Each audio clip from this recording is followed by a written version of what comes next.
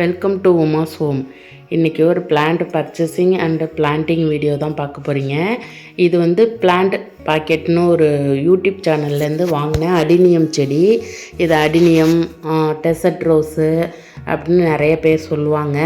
இது ரொம்ப நாள் வாங்கணுன்ட்டு எனக்கு ஆசை. நான் ஏற்கனவே ஒரு 3 செடி வச்சுருக்கேன். இது வந்து மல்டி பெட்டல்ஸு மல்டி கலர்ஸில் இருந்ததுனால இது வாங்கினேன். இதோட கலர்ஸ், இதோட ரேட்லாம் நான் லாஸ்ட்டில் உங்களுக்கு சொல்கிறேன். என் சேனலில் இப்போ தான் பார்க்குறீங்கன்னா சப்ஸ்கிரைப் பண்ணி வச்சுக்கோங்க. நிறையா யூஸ்ஃபுல்லான வீடியோஸ் நம்ம சேனலில் இருக்குது. இந்த வீடியோ பார்க்குறவங்களுக்கும் ஒரு ஆஃபர் இருக்குங்க. இந்த சேனலில் வந்து பர்ச்சேஸ் பண்ணுறவங்களுக்கு நான் வந்து கூப்பன் கோடு கொடுத்துருக்கேன். அதை நீங்கள் யூஸ் பண்ணிக்கலாம். நான் 1200க்கு இவங்கள்ட்ட பர்ச்சேஸ் பண்ணியிருந்தேன். நீங்கள் வந்து இந்த உமாஸ் 5ங்கிற கோடு போட்டிங்கன்னா 1000 ரூபீஸ்க்கு பர்ச்சேஸ் பண்ணால் 5% டிஸ்கவுண்ட் கொடுப்பாங்க. இதே வந்து நீங்கள் 1500க்கு பர்ச்சேஸ் பண்ணிங்கன்னா 10% டிஸ்கவுண்ட் தருவாங்க. நீங்கள் இந்த கூப்பனை யூஸ் பண்ணி பிளான்ட் பர்ச்சேஸ் பண்ணிக்கலாம். அடினியம் வந்து நான் நிறைய இடத்துல தேடி இருக்கேங்க. 200 ரூபாய்க்கெல்லாம் யாருமே பிளான்ட்ஸ் வச்சுக்கவே இல்லை. எல்லா இடத்துலையுமே 600 700 அந்த மாதிரி ரேட்டில் தான் இருக்கும்.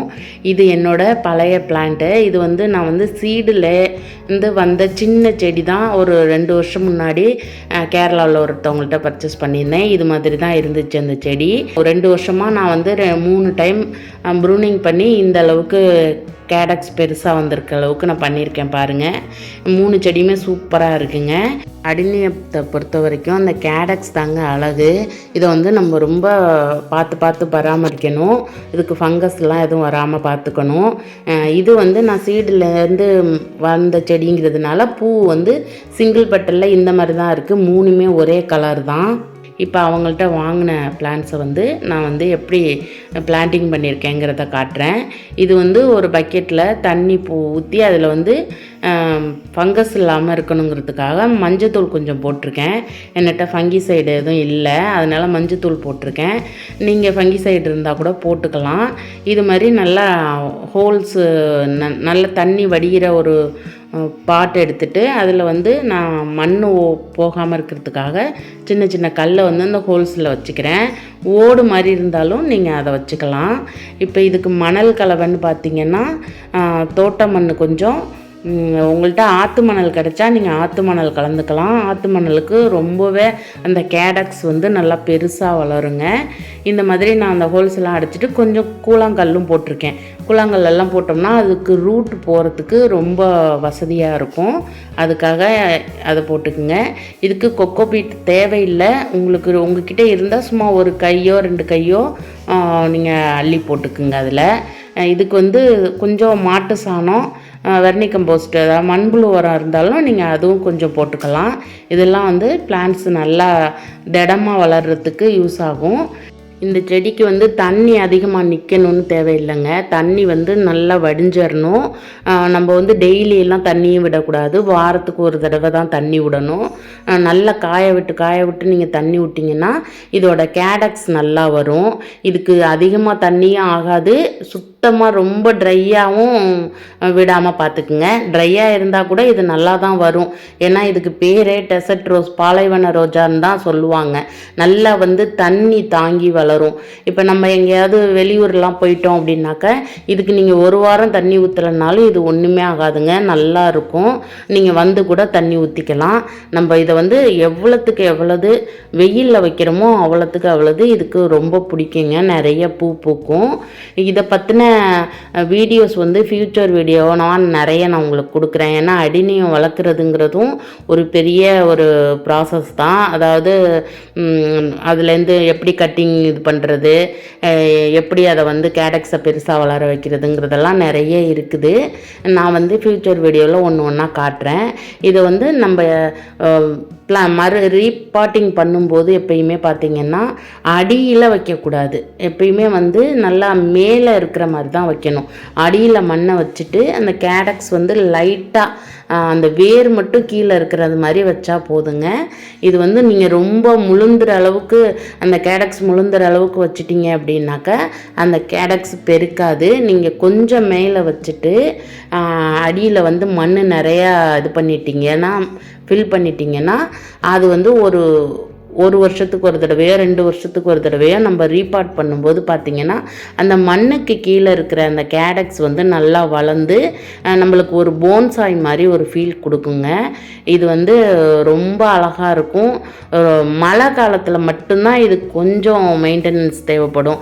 தண்ணி அதிகமாக நிற்காமல் தண்ணியிலே இருக்கிற மாதிரி இல்லாமல் நம்ம ஒரு இடத்துல நிழலான பகுதியில் எடுத்து வச்சிட்டோம் அப்படின்னா, அதை தண்ணி படாத இடத்துல மழை காலத்தில் எடுத்து வச்சுட்டு வெயில் காலத்தில் நல்லா வெயில் படுற இடத்துல வச்சிங்கன்னா சூப்பராக இருக்குங்க. இதோட பூ பார்த்திங்கன்னா பூத்துச்சுன்னா 1 வாரம் 10 நாள் வரைக்கும் அது வந்து கீழவும் உழுவாது, ரொம்ப அழகாகவும் இருக்கும்.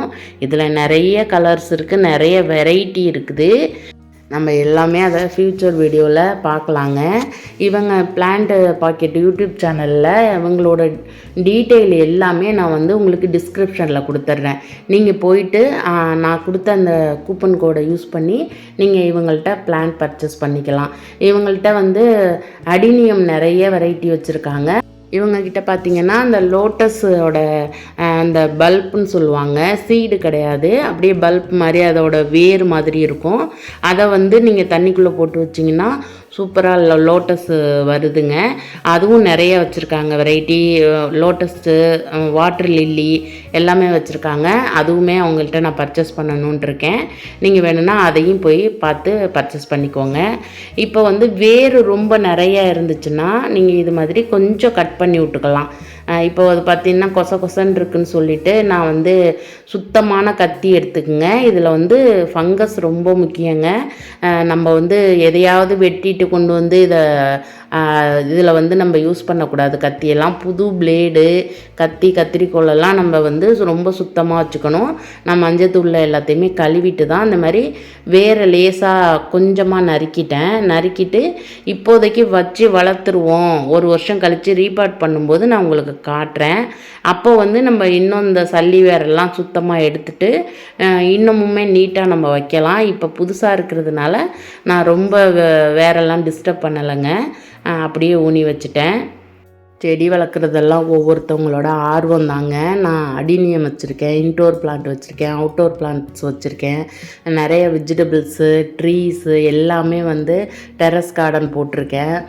எல்லா செடியுமே வச்சுருக்கேன். என்னோடய சேனலை சப்ஸ்கிரைப் பண்ணி வச்சுக்கிட்டிங்கன்னா நான் ஃப்யூச்சர் வீடியோவில் எல்லாமே உங்களுக்கு வர்றதை காமிப்பேன். இங்கே பாருங்கள், 4 செடியுமே நான் இது மாதிரி தொட்டியில் வச்சுட்டேங்க. வச்சுட்டு ஃபஸ்ட்டு நீங்கள் தண்ணி ஊற்றிக்கிங்க. இப்போ தண்ணி ஊற்றிட்டு இன்றைக்கி தண்ணி ஊற்றுறது தான். இன்னும் ஒரு 1 வீக்குக்கு நீங்கள் எதுவுமே தண்ணி ஊற்ற வேண்டாம், எதுவும் டிஸ்டர்ப் பண்ண வேண்டாம். அப்படியே தூக்கி ஒரு நிழலான இடத்துல தூக்கி வச்சுருங்க. வச்சிட்டிங்கன்னா 1 வாரம் கழித்து உங்களுக்கே நல்லா தெரியும், செடி நல்லா வந்து செழிப்பாக இருக்கும். அதுக்கப்புறமா நீங்கள் தூக்கி நல்ல வெயில் இருக்கிற இடமா வச்சுருங்க. நான் 1 வீக்கு இது மாதிரி வச்சுட்டேங்க. இப்போ பாருங்கள், இந்த பிளான்ட்ஸோட ரேட்டையும் இதையும் போட்டிருக்கேன். இந்த 4 பிளான்ட்ஸ் தான் நான் வாங்கியிருக்கேன்.